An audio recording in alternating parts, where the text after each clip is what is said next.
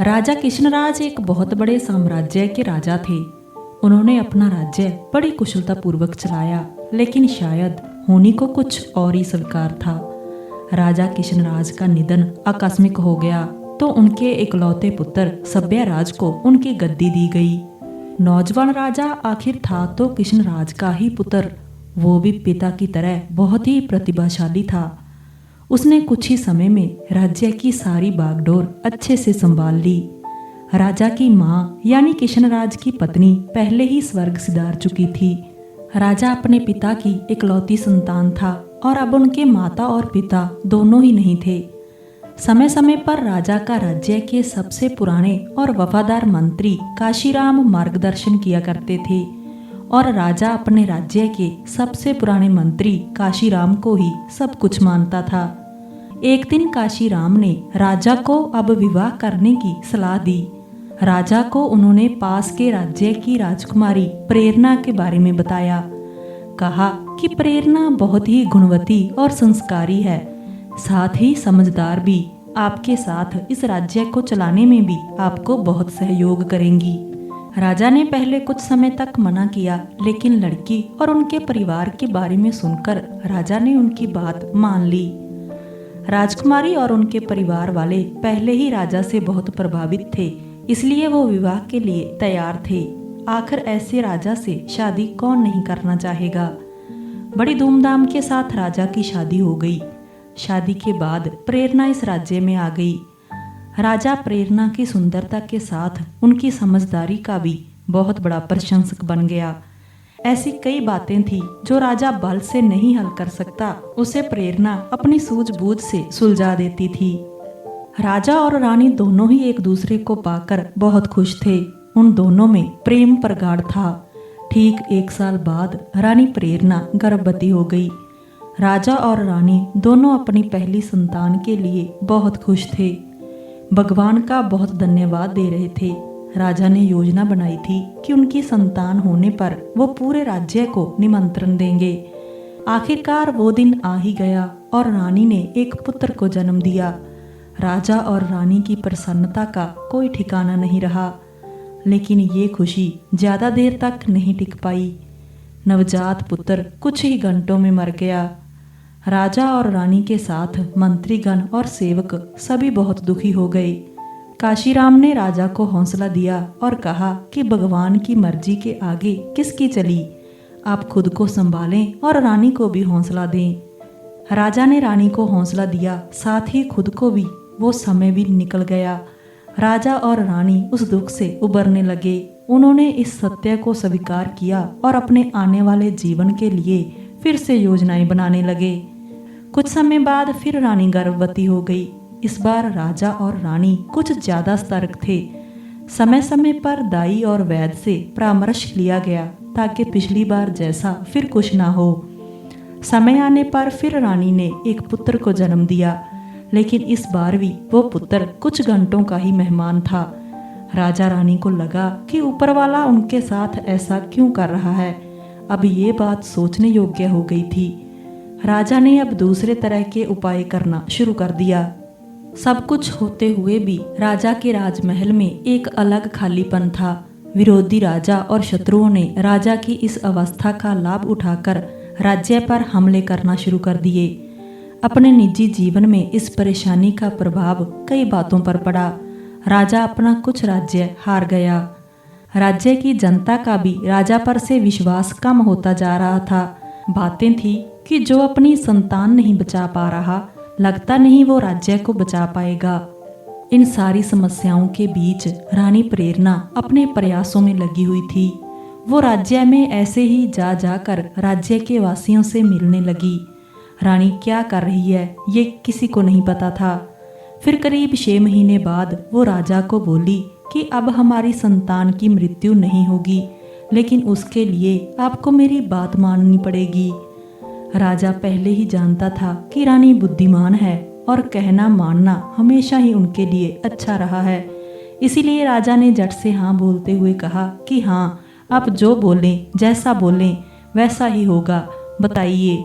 रानी बोली, आज रात के बाद मैं अज्ञात जगह चली जाऊंगी और संतान प्राप्ति के बाद मैं उचित समय पर वापस आ जाऊंगी। आप मुझे ढूंढने का प्रयास मत कीजिएगा।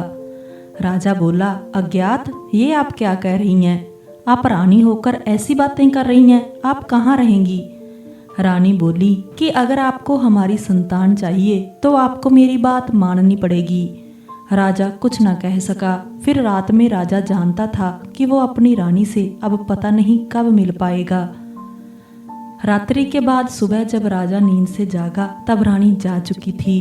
काशीराम के द्वारा पूछे जाने पर राजा ने कहा कि प्रार्थना करें, हम अपने इस प्रयास में सफल हो जाएं। राजा को भरोसा था कि रानी जहां भी होंगी वो इतनी बुद्धिमान और समझदार हैं कि परिस्थितियों का सामना कर सकती हैं। साथ ही उसे ये भी विश्वास था कि रानी जो बोल के गई हैं वैसा ही होगा। उनकी संतान इस बार जीवित रहेगी। इसलिए राजा अब अपने विरोधियों से निपटने लगा। वो अब विश्वास से भरा था, जिसके कारण उसे इसके अच्छे परिणाम मिल रहे थे। फिर एक दिन अचानक लगभग 10 माह बाद ही एक सुबह रानी गोदी में बच्चा लिए आई। पुत्र था, करीब 1 माह का। राजा की खुशी का ठिकाना नहीं रहा। राज्य में उसने सभी को निमंत्रण भिजवा दिया। राजा ने रानी को धन्यवाद दिया, कहा कि आपने कैसे किया और हमसे क्या गलती हो रही थी। रानी बोली, उचित समय पर आपको बता दूंगी। राजा अपने महल में नए मेहमान नन्हे राजकुमार के साथ बहुत खुशी खुशी जीवन यापन करने लगा। साथ ही राजा के राज्य का विस्तार होने लगा। लेकिन पुत्र के आने के बाद रानी में बहुत सारे बदलाव हुए। रानी अब पहले जैसी नहीं रही थी। ऐसा सोचना राजा का था। रानी राजा को अपने समीप भी नहीं आने देती थी। कुछ ना कुछ कारण बताकर टाल देती। राजा के द्वारा पूछे जाने पर रानी कहती कि आपने कहा था जो मैं कहूँगी आप मानेंगे। ये भी हमारे पुत्र के जीवन के लिए आवश्यक है। राजा का पुत्र अब 2 साल का हो गया। रानी का समीप ना आने का प्रतिबंध अभी भी राजा के लिए वैसा का वैसा ही था। इतने समय के प्रतिबंध के चलते अब राजा के मन में कई विचार घर बनाने लगे। फिर एक दिन राजा को इस विचार ने पकड़ लिया कि शायद ये पुत्र उसका नहीं है, कमी शायद उसी में थी। रानी को ये पता चल गया, इसलिए रानी अब उसे अपने पास नहीं आने देती। अब उसे ये विचार हमेशा सताने लगा। अब हर बात और हंसने में वो अपने आप को अपमानित मान रहा था। राजा ने एक दिन रानी को पूछा कि आपने कहा था कि ये बच्चा कैसे जीवित रहा, आप बताएंगी? रानी फिर बोली, महाराज उचित समय आने दीजिए। राजा क्रोध में आ गया, बोला, मैं कई दिनों से आपके व्यवहार को देख रहा हूँ। आप कुछ बहुत ही बड़ी बात छिपा रही हैं। ये बच्चा किसका है? आप हमें सच बता दीजिए, हम आपको क्षमा कर देंगे। रानी को राजा के इस तरह के बर्ताव से आश्चर्य हुआ। उन्होंने बोला, ये बच्चा हमारा है, आप कैसी बातें कर रही हैं? राजा बोला कि अगर आपने झूठ बोला या हमसे कुछ छिपाया या हमें कहीं और से पता चला तो आपको और बच्चे दोनों को दंड मिलेगा। रानी ये सुन क्रोध में आ गई और बोली, महाराज आप किस तरह की बातें कर रही हैं? अगर मेरी बात होती तो मैं चुप रहती, लेकिन आपने मेरे बच्चे के लिए बोला है और मैं ये बात सहन नहीं कर सकती। सच सुनने की हिम्मत है तो सुने।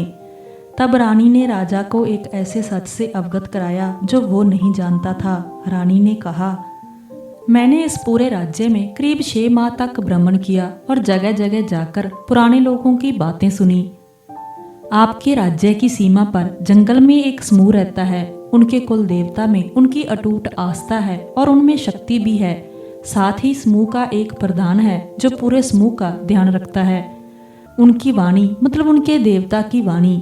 जब आप 1 वर्ष के थे तब आपके पिताजी और माता के साथ एक दिन यात्रा पर गए।